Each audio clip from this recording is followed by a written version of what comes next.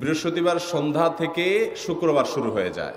শুক্রবার বা জুমার দিন, এই দিন সম্পর্কে কোরআন এবং হাদিস থেকে ঘেঁটে আমরা 14টা আমলের কথা একটা লম্বা বড় ভিডিওতে বলেছি।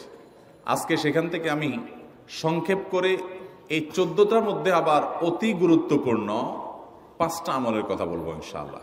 নাম্বার 1, সবচেয়ে বেশি যেটা করতে হবে পরিমাণে, জুমার দিন জুমার রাত, বৃহস্পতিবার সন্ধ্যা থেকে নিয়ে শুক্রবার সন্ধ্যার আগ পর্যন্ত পরিমাণে সবচাইতে বেশি করতে হবে যে আমলটা, সেটা হলো দুরূদ শরীফের আমল। নবী করিম সাল্লাল্লাহু আলাইহি ওয়াসাল্লাম বলেছেন, আকসিরু আলাইয়া মিনাস সালাতি মিন ইয়াউমিল জুমআতি ওয়া লাইলাতিল জুমআহ, তোমরা জুমার দিন এবং জুমার রাতে আমার প্রতি বেশি বেশি দুরূদ পাঠ করবে, দুরূদ প্রেরণ করবে। ফাইন্না সালাতাকুম মা'রুদাতুন আলাই, কারণ তোমরা যে দুরূদ পাঠ করো এটা আমার কাছে পেশ করেন আল্লাহর ফেরেশতারা, এবং রীতিমতো নামধাম সহকারে আল্লাহর একদল ফেরেশতা নিয়োজিত আছে। তারা বলেন, আল্লাহ, হে আল্লাহ রাসূল, আপনার অমুক উম্মত, অমুক অনুসারী, আল্লাহর অমুক বান্দা পৃথিবীর অমুক প্রান্ত থেকে, অমুক দেশ থেকে, অমুকের সন্তান, সে আপনার প্রতি দুরূদ পেশ করেছে জুমার দিনে, জুমার রাতে বা অন্য সময়ে। এটা নবী করিম সাল্লাল্লাহু আলাইহি ওয়াসাল্লামের কাছে রিপোর্ট দেওয়া হয় আল্লাহর নিযুক্ত ফেরেশতাদের মাধ্যমে। এই জন্য শুক্রবার এবং শুক্রবার দিন এবং রাত, অর্থাৎ বৃহস্পতিবার সন্ধ্যা থেকে নিয়ে শুক্রবার সন্ধ্যা পর্যন্ত এই 24 ঘন্টার মধ্যে নবী করিম সাল্লাল্লাহু আলাইহি ওয়াসাল্লামের ভাষ্য খেয়াল করেন, আকসিরু আলাই। ওলামা একরাম জানেন নবী আলাইহিস সালাম সাধারণত কোনো আমল পরিমাণে বেশি করতে বলতেন না। পরিমাণে বেশি করতে বলার মতো আমল খুব কম ইসলামে। গোটা কোরআন যদি খোলেন আপনি, পরিমাণে অধিক করতে বলা হয়েছে এরকম আমল খুব বেশি পাবেন না। তোমরা বেশি বেশি করে নামাজ পড়ো, বেশি বেশি করে রোজা রাখো, এরকম কথা কোরআন হাদিসে নাই। অবশ্যই একজন ইমানদার 5 ওয়াক্ত ফরজ নামাজের পাশাপাশি অধিক পরিমাণে নফল নামাজও পড়বেন, সেটা ভিন্ন কথা। কিন্তু কোরআনে বেশি পরিমাণে আল্লাহর জিকির করার কথা বলা হয়েছে। আর নবী করিম সাল্লাল্লাহু আলাইহি ওয়াসাল্লাম বৃহস্পতিবার সন্ধ্যা শুরু হলে শুক্রবার সন্ধ্যার আগ পর্যন্ত বেশি পরিমাণে করতে বলেছেন যে কাজটা, সেটা হলো দুরূদ শরীফের আমল। দুরূদের এই আমলটা, এটা করার জন্য আল্লাহ তাআলা এমন সহজ করে দিয়েছেন যে ওযুর প্রয়োজন নাই। আপনার ওযু নাই, তারপর আপনি দুরূদ পাঠ করতে পারবেন। এবং আপনি এই বড় দুরূদ পড়ার মতো সময় নাই, তো আপনি একেবারে সবচেয়ে সংক্ষিপ্ত দুরূদ পড়েন সাল্লাল্লাহু আলাইহি ওয়াসাল্লাম, তাতেও দুরূদ পাঠের সওয়াব পাবেন। আমলটা করবো তো ইনশাআল্লাহ। নাম্বার 1।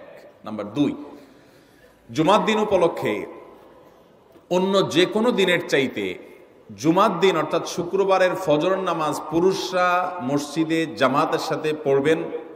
জামাতের সাথে পড়ার নিয়ত করবেন পাক্কা, কারণ অন্য যে কোনো দিনের ফজরের নামাজ না, শুধুমাত্র যত নামাজ আছে, নবী করিম সাল্লাল্লাহু আলাইহি ওয়াসাল্লাম বলেছেন, আফদালুস সালাওয়াতে ইনদাল্লাহ, আল্লাহর কাছে দুনিয়ার সব নামাজের মধ্যে 5 ওয়াক্ত সাধারণ নামাজগুলোর মধ্যে সবচেয়ে উত্তম নামাজ হলো সলাতুল ফজরে মাআল জামাআতে ইয়াউমাল জুমআহ, জুমার দিন ফজরের নামাজ জামাতের সাথে আদায় করা হলো যত নামাজ আছে এর মধ্যে সবচেয়ে শ্রেষ্ঠ নামাজ। ভাইরা আমার, প্রত্যেক বৃহস্পতিবার আসলে সন্ধ্যার সময় প্রতিজ্ঞা করব, সপ্তাহের অন্য দিন যদি আমার ত্রুটি বিচ্যুতি হয়ও আমি সেটাকে কারেকশন করার চেষ্টা করব, কিন্তু শুক্রবার ফজরটা পুরুষ হিসাবে আমি জামাতের সাথে পড়বই পড়বো। তার জন্য রাতে আগে আগে শোবো, ডাবল ট্রিপল অ্যালার্ম দিয়ে শোবো, অন্য নামাজি বন্ধুকে বলবো ফোন দিয়ে ডেকে দিবি, একে অন্যের সহযোগিতা করব, কিন্তু ফজরের নামাজ জুমার দিন ছাড়বো না ইনশাআল্লাহ। 3 নম্বর আমল হলো সূরা কাহাফ পড়বো। যারা কোরআন পড়তে পারেন না তারা শুনবেন, আর যারা পড়তে পারেন তারা নিজে পড়বেন। সূরা কাহাফ যদি জুমার দিন কেউ পড়ে, নবী করিম সাল্লাল্লাহু আলাইহি ওয়াসাল্লাম বলেছেন এই সূরাটা তার জন্য নূর হবে, নূর, আলো আল্লাহর তরফ থেকে। কিয়ামতের ময়দানে ভয়াবহ গুটগুটে অন্ধকার হবে। কিয়ামতের একটা ভয়াবহ শাস্তি হলো অন্ধকারের শাস্তি। ভাইরা আমার, অন্ধকারের শাস্তি মানে এমন ভয়াবহ অন্ধকার হবে যে দুনিয়ার অন্ধকারের সাথে কোনো তুলনাযোগ্য নয়। সেই ভয়াবহ অন্ধকারে কিছু আমল আছে যে আমলগুলো মানুষের ওই অন্ধকারের মধ্যে আলোর কাজ দিবে। এর মধ্যে একটা হলো এই সূরা কাহাফ। অন্য অনেক উলামা ইকরাম বলেছেন এর ব্যাখ্যা হলো সূরা কাহাফ যদি কেউ এক বৃহস্পতিবারে পড়ে, পরের বৃহস্পতিবার পর্যন্ত, এক শুক্রবারে যদি পড়ে, পরের শুক্রবার আগ পর্যন্ত পুরো সপ্তাহব্যাপী তার ভিতরে নূর, ঈমানের নূর, তাকওয়ার নূর, ইলমের নূর, আমলের নূর, ভালো মানুষ হওয়ার নূর তার ভিতরে আল্লাহ তাআলা সৃষ্টি করে দিবেন। তো নবী সাল্লাল্লাহু আলাইহি ওয়াসাল্লাম বলেছেন সূরা কাহাফের প্রথম 10 আয়াত যদি কেউ মুখস্থ করে, তো এই ব্যক্তিকে আল্লাহ রাব্বুল আলামিন এবং যদি তেলাওয়াত করে, এই ব্যক্তিকে আমলের মাধ্যমে দাজ্জালের ফিতনা থেকে আল্লাহ বাঁচিয়ে রাখবেন। অতএব জুমার দিন প্রত্যেক শুক্রবারে সূরা কাফ পড়ব তো ইনশাআল্লাহ।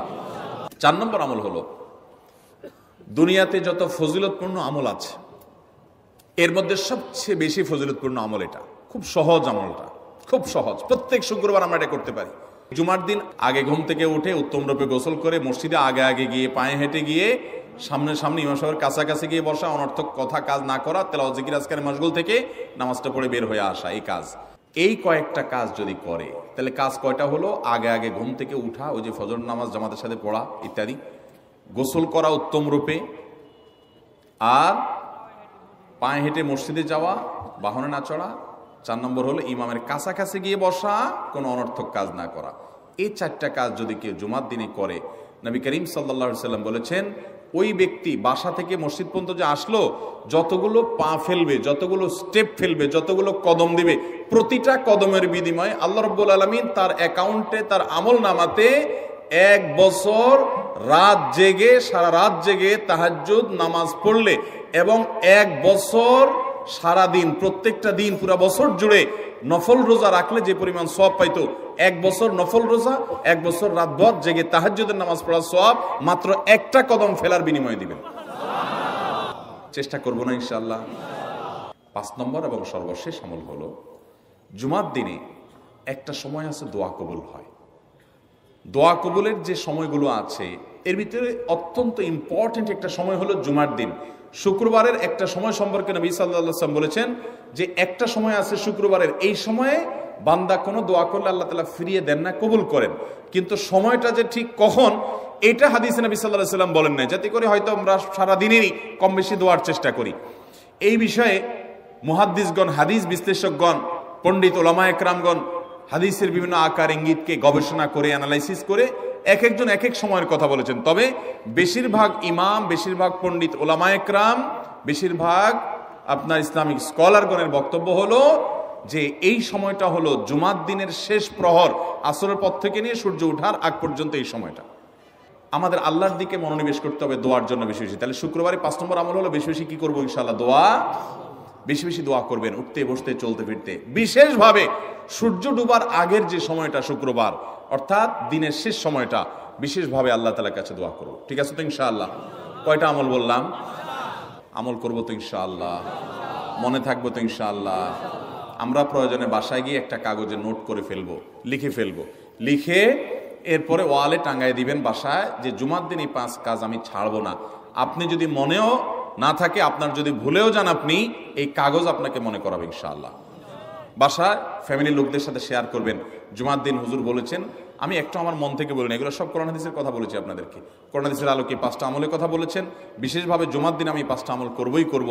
ভাইরা আমার, প্রত্যেক জুমার দিন যদি আপনি একটু ইমানের রিচার্জ করেন, ইনশাআল্লাহ সারা সপ্তাহ আপনার জন্য সেটা উপকারে আসবে। চেষ্টা করবো তো ইনশাআল্লাহ? আল্লাহ তাআলা এই আমলগুলো আমাকে, আপনাকে, আমাদের সবাইকে করার তৌফিক দান করুন।